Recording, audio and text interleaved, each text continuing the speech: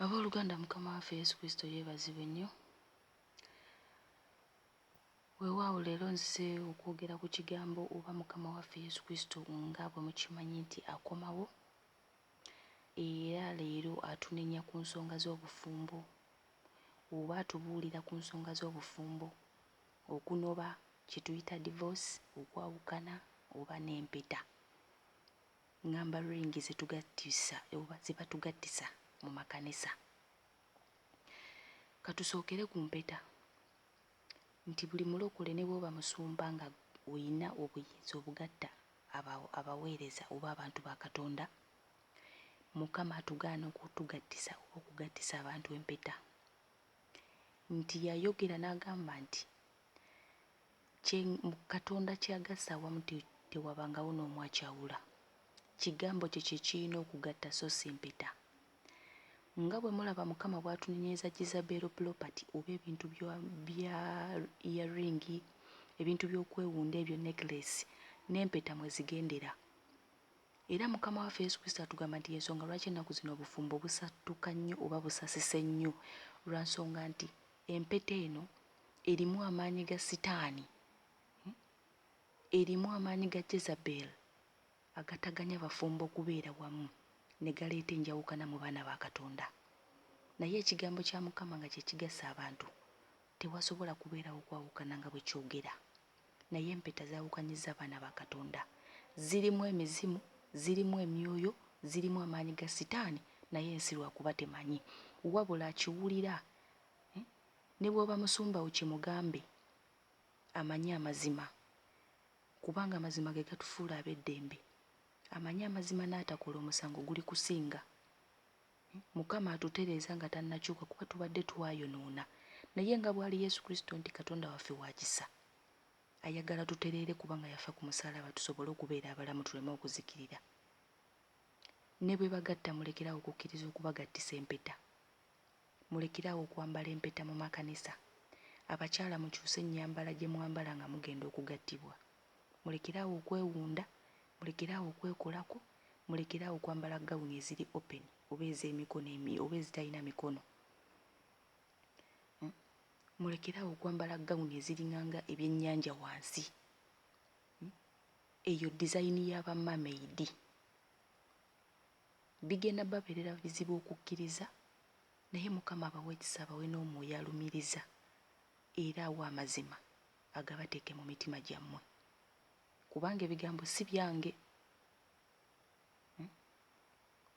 Mukyuse ennyambala, bwe twambala gawuni eziri open tubeera bwereere mu maaso ga Mukama. Bwe mutuuka ewaka, Mukama anenya nnyo abakyala, naye era nga tusookera ku basajja. Mukama agamba abasajja nti muyige okugenda okusasulanga ebintu by'abazadde b'abakyala bammwe bye babasabye oba dawary. Omusajja saba Mukama ekisa, Mukama akuwe ssente oba asikusobozese okusasula ebintu ebyo nga bwe batabikusabye. Kuba bw'ogenda n'omukyala oyo nga tosasudde ebintu nga bwe babikusabye, obeera oli mu kwonoona. Abakyala ng'omusajja amaze okukuwasa, Mukama atunenya era anenya abakyala abagaana okwegatta ne babba baabwe. Abakyala abagaana babba bammwe, Mukama agamba abasajja ne bagenda ne beenda ng'ati yakuwasa mu bufumbo obutukuvu, ogenda genda mu geyeena. Kubanga oba oleese omusajja okgenda okwenda ng'omugaanye mu nnyumba okwegatta naye. Mukama atugamba nti omusajja yamutonda mu nfuufu, naye omukyala yakujja mu musajja. Kitegeeza omukyala oli w'amaanyiko okusinga ku musajja, si mu buyinza. Obuyinza bwa musajja obw'amaka, naye amaanyi g'ayogerako ge gatya.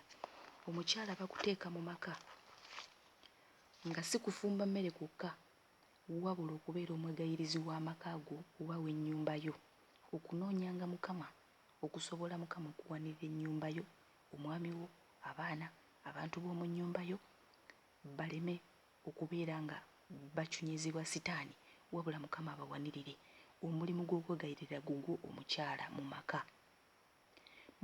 Mukama anenya abakyala abagaana okweyambulira babba baabwe mbumuswala ng'agamba nti mu lusuku Edeni omwami n'omukyala baali bwereere, wabula abasajja bamala okubawasa ne mutuuka mu bisenge ne mugaana okweyambula mbu muyina ensonyi. Mukama bagamba kyemukola kibi mukyuke. Mukama ayogera ku kigambo ky'okunoba.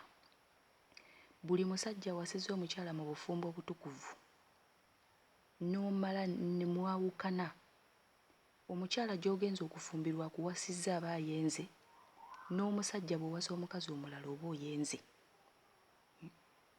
Mukama agamba tayagala divorce, takolagana na divorce, nti era we mufumbirigana obufumbo obutukuvu n'omala ate n'ogenda n'okwata empeta n'okwata omukyala gwe wawasa obufumbo obutukuvu n'omuyawukana naye n'owasa omulala ate era naye n'ogenda mu bufumbo obutukuvu.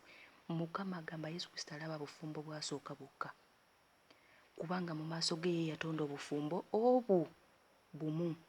Mukama divorce mu ggulu teriiyo divorce, era buli eyali akikoze bw'owulira weenenye, n'abadde asuubira okukikola togezaako. Mukama takolagana na kwawukana oba na kunoba oba na divorce eri abantu bafumbiriganiddwa mu bufumbo obutukuvu. Mukama ayagala tukyuke nga tannatuuka, kubanga twayonoona dda. Mukama atunenya ku nneegatta gye twegatta mu bufumbo. Mukama agamba yatonda sitayiro emu, naye twegasse mu nneegatta ey'enjawulo nga tukozesa sitayiro ze tulaba mu mafirimu, ze tusomesebwa, bye tuwulidde, bye tukuze tulaba ne tubuuka ekigambo kya Katonda. Kubanga ayogera mu kitabo ky'Oluyimba, Luyimba 8:3 nti omukono gwe ogwa kkono gwandibadde wansi w'omutwe gwange n'omukono gwe ogwa ddyo gwandimpambaatidde. Mukama ayagala omwami abeere waggulu ku mukyala, ye sitayiro yokka gye yatonda. Ebyo bye twegunjiriza, bye tweteereddewo, Mukama tabyagala. Buli abadde abikola byenenye. Mubeera muli mu kisenge ng'abafumbo, naye nga bye mukola Katonda by'ataatonda oba sitayiro ze mukozesa, mermaid zibeerawo nga zibibakozesa, era mubeera nazo. Mwe mulaba nga babeera ababiri naye mubeera basatu. Mu geyeena ebyo ebintu bigenda kubacunya olw'ebintu ebyo. Nkizzeemu okukibagamba. Abafumbo mukyuse, mulekere awo sitayiro ze mukozesa Katonda z'ataatonda. Omwami weegatte ne mukyala wo mu nneegatta ey'obutonde. Omwami beera waggulu ku mukyala, kubanga obuyinza bw'amaka bwa musajja. Soma Genesis 3 oba Lubereberye 3 olunyiriri 16. Mukama ayogera ku bintu ebifaanana ng'ebyo. Era Katonda waffe atunenya mu ensonga ezo zonna ng'atugamba tutereere nga tannaba kutuuka, tusobole okuyingira obulamu obutaggwa. Tugoberere amateeka ga Katonda, tugonde tukole Katonda ky'ayagala, kubanga bye tukola by'atayagala bigenda kutwaza abaana ba Katonda mu geyeena. Tukyuke, kubanga ky'ayagala Mukama kye tuteekeddwa okukola, ate kye kigenda okutuweesa obulamu obutaggwaawo. Era nga atugamba tusome Matthew oba Matayo 5 olunyiriri lwa 31 paka ku lwa 32, osome Luka 16 olunyiriri lwa 18, osome Matayo 19 olunyiriri lwa 9, osome Abaluumi 7 olunyiriri olwokubiri paka ku lwokusatu, osome Malaki 2:16, osome Abakoliisa ekisooka 7 okuva ku lunyiriri olusooka paka ku lw'okumin'esatu, Bakoliisa ekisooka 7 okuva ku lunyiriri lwa 11 paka ku lw'okumin'esatu, osome Abebbulaniya 13 olunyiriri lwa 14,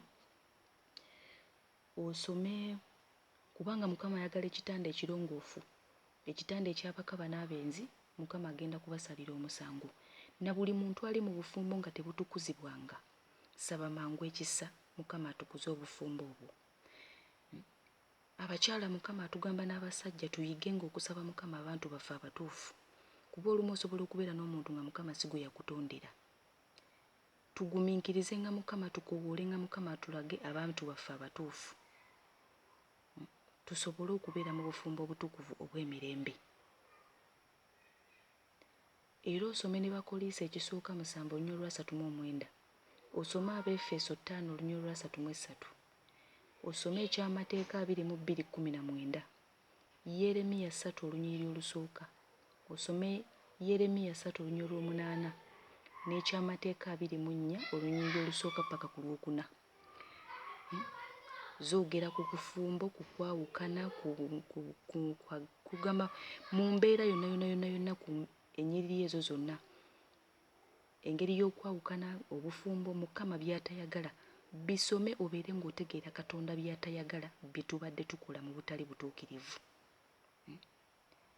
Era buli muntu abadde mu bufumbo obutali butukuvu, Mukama bw'akuwa chance ey'okutukuza obufumbo, Mukama akugamba sooka ogende wa musumbawo, mugende mu kkanisa mwenenye, mu kusumba wammwe abasabire, mwenenye olwalina ebbanga lye mubadde mu maaso ga Mukama nga mwegatta nga temutukuzanga bufumbo. Kuba bwe muteenenya ne mutukuza obufumbo nga temwenenyeza buli bwenzi bwe mubadde mukola, mujja kuba mukyalina omusango. Musooke mwenenye mulyoke mugattibwe.